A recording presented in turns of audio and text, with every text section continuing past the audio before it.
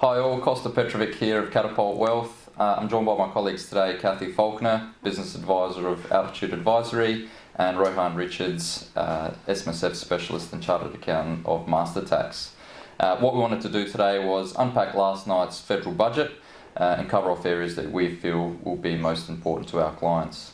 Cathy, being a business advisor, what do you feel the budget has or hasn't done for your clients?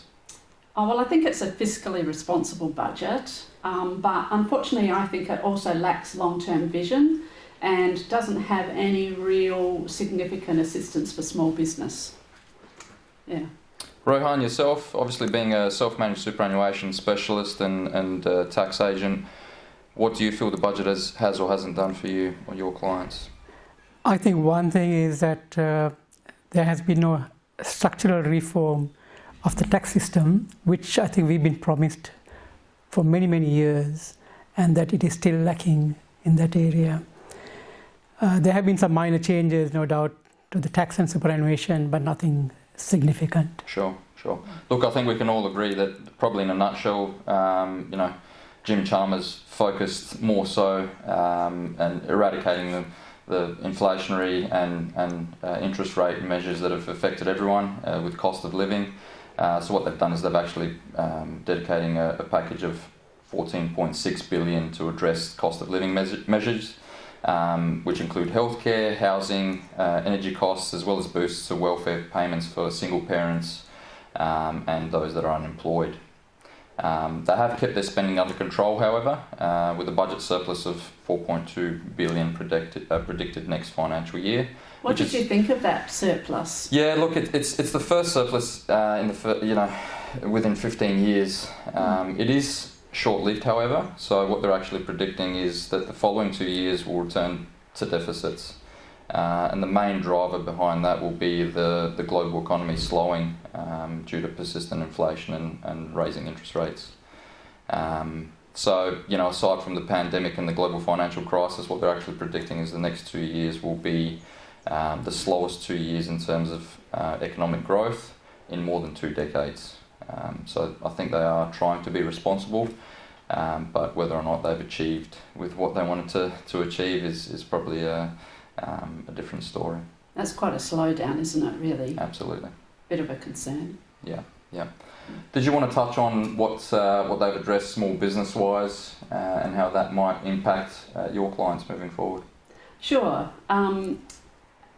There's not a lot in the budget for the small business, but there are a few things that came through. One is in relation to the instant asset write-off. We probably remember that for the last year or two we've had the ability to write off 100% of assets purchased within businesses that were of a certain size. That's actually finishing as of the 30th of June 2023. So if you haven't purchased the asset and you don't have it installed and ready for use, you won't be able to use that instant asset write-off that used to be there.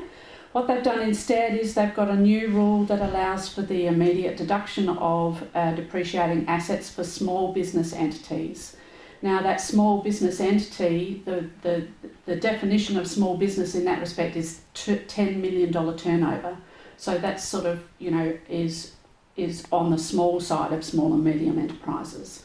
The instant asset write-off allows you to write off up to $20,000 for purchased assets this year. So that's the first thing. It's quite small given that we were able to write off so much in prior years. The other thing that I thought was interesting was the government's energy incentive. So we all know that the government's trying to move towards renewable energy, and they've initiated, I'll quote this, a small business energy incentive to switch to efficient energy sources and to have businesses really think about their energy emissions.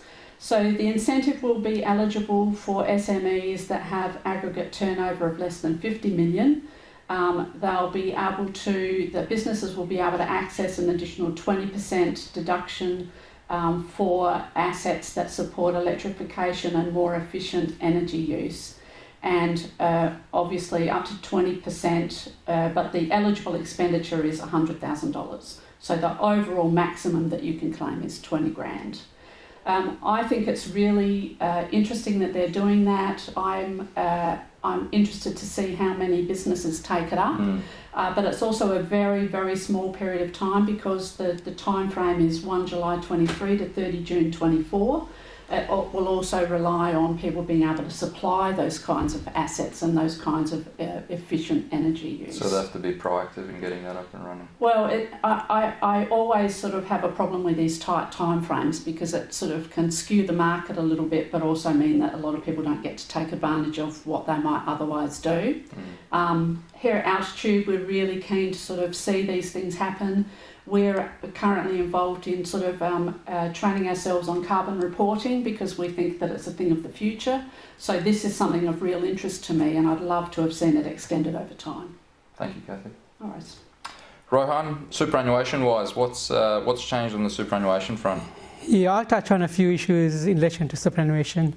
The first is the pension withdrawal limits, where the government is not going to continue with the 50% reduction in the pension payments. So therefore we come back to the usual situation of the amounts that they have been determined in terms of previous percentages prior to COVID. The other is something that has already been announced, which was where you've got member balances greater than $3 million, then there is an additional 15% tax that is payable on the income of the superannuation fund. That's another change that's going to affect those members. The other is in relation to employer superannuation contributions, which is going to be effective from the 1st of July 2026. And that is that you will have to pay your employee superannuation guarantee payment at the same time that you make the wage payment. And that's going to create issues. And I'm sure software providers will probably come up with programs to be able to make it seamless. There's a huge impost on just compliance costs. That is correct. That is going to be a huge impost, and I'm sure we'll probably find employers not meeting those deadlines and payments, which will create further issues. The other is the transfer balance cap, where it will be increased from 1.7 million as it currently stands to 1.9 million from 1st of July 2023. And the final one, I think, is to do with the non-arm's length expenses, where if you have or engaged in non-arm's length expenses, then all of your income in the self-managed superannuation fund would be taxed at the top marginal rate of 45%. And that is pretty horrendous. Therefore, you've got to ensure that you don't have any non-arm's length expenses in your superannuation fund. Thanks, Rohan. Personal and business tax-wise, any changes on that front? There are a few. One has already been announced, and that is to do with the deduction for working from home. And what it is 67 cents per hour. However, documentation. You require to have supporting documentation for the entire year to show how many hours you've spent working from home. What does that look like in a practical sense? Is that a timesheet or? Yeah, you've got to maintain either a timesheet or a diary record or maybe a roster that you've got from your employer and so forth. Okay. That's absolutely vital that you have the documentation to support the number of hours that you have worked. At the end of the year saying, I reckon I worked from home 10 days and I would have worked 9 hours a day. Correct. It just doesn't work like that anymore. Sure. Or for that matter, saying I worked 10% or 20% or 30% during the year is no longer sufficient. Thanks, Rohan. Is there anything else that you feel that the budget has or hasn't delivered on and that may affect our clients moving forward? A few minor changes. One is the Medicare levy threshold for low-income earners, where they have, depending on whether you're a single family and so forth, they have increased the thresholds, and therefore there'll be low-income earners who may be exempt from the Medicare levy. I think the bulk billing incentive to GPs is quite interesting. We've got several GPs who are clients, and it'll be interesting to see, what they do with that additional help. Yeah, that payment has tripled, and I think it was around $6, and now it's going to be 3 times that. So that is a fairly good incentive for the GPs. However, we are yet to see what's going to happen. As with everything, the devil's in the detail. How are they actually going to put out these measures? You know, what's the program going to look like? You know, how many boxes you have to tick to actually become eligible. Yeah. And once again, that's limited to those under 16 and low-income earners. So it's not for everybody. Yeah. So it sounds like the budget has really focused on some the low-income earners who really seem to be struggling at the moment with inflation and you know, rental spikes across the country. So yeah, it looks like this budget is really focused on that cost of living pressure.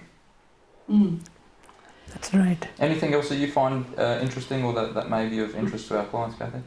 I think we've covered off the things that sort of are going to impact, you know, directly and straight away. There are some measures in there where, you know, trucking and logistic companies might suffer because of some of the additional imposts they have on their or additions to their costs. You know, but from a broad point of view, I think that we've covered off what, you know, small businesses in general will sort of see. Thank you. Cathy, Rohan, thank you very much. If anyone's got any other questions or wanted to know a little bit more about any particular aspect of the budget that was handed down last night, feel free to give us a call. We're more than happy to help. Thanks, Kosta. Thanks, Rohan. Thanks, Kosta.